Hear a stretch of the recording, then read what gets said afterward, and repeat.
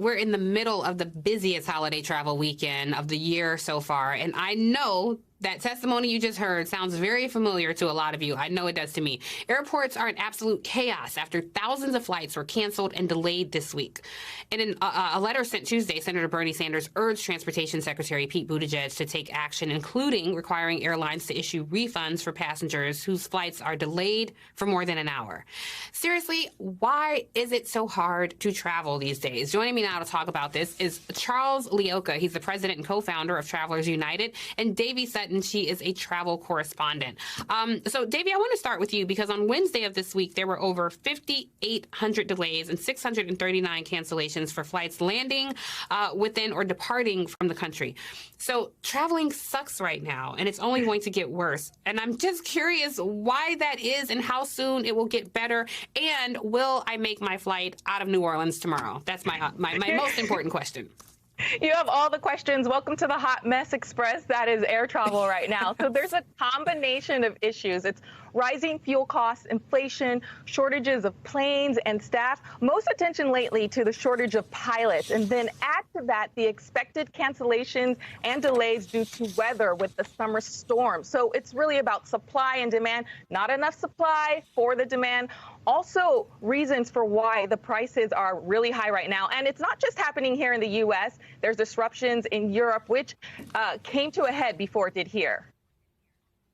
Wow. Okay. Well, Charles, you just heard Davy say that it's due to a lack of pilots. Now, experts say there simply aren't enough people signing up to be pilots. The shortage has been forecast since 2018 and 2019, but the pandemic expedited the issue.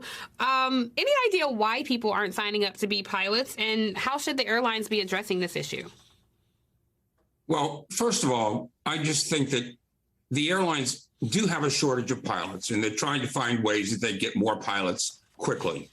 However, this whole section, or the whole hoopla about flights being canceled and so on, really is sort of coming out of the blue, and it's not canceled that much different than way back in 2019.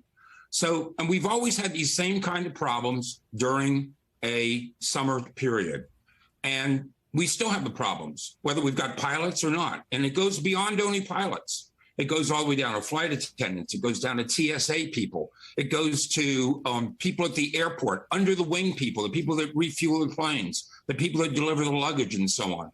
All of these people are shorthanded, and they're working their butts off trying to get as many people going.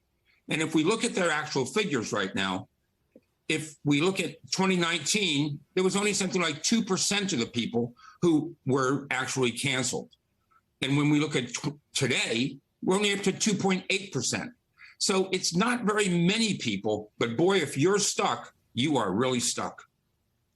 Yeah, and I have to tell you, I think we all got used to, quiet, empty airports during the pandemic. And so watching the pandemonium unfold at these airports, and if you're getting my money, I don't care if I'm 1%, 2%, or 0.99%, I want to get where I'm going. So, Davy, given that, what can travelers do? Because it does seem like we have no recourse. Unless you fly private, you are kind of subjected to these random cancellations.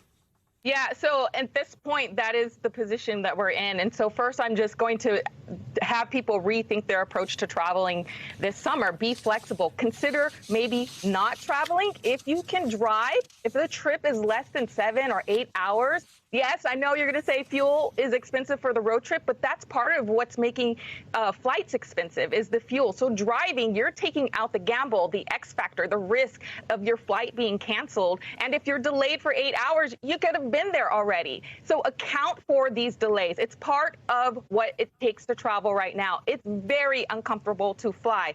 So plan to fly at least a day before you have to be somewhere. In particular, if you have to travel to something that has a time without flexibility, like a cruise departure or wedding or the Essence Festival, Tiffany, give yourself at least an extra buffer day to account for canceled and delayed flights. And then finally, I'm going to tell you, travel insurance. I'm a big advocate for travel insurance. It's kind of essential during the pandemic because there are so many moving parts that are not in our control. But if you have travel insurance, you can be compensated for such losses like delayed and canceled flights, usually a couple of $100 for your trouble, in addition to covering other inconveniences. And it's more affordable than people may think. Typically 5 to 7% of your total trip costs, although it might be a little more right now as everything is.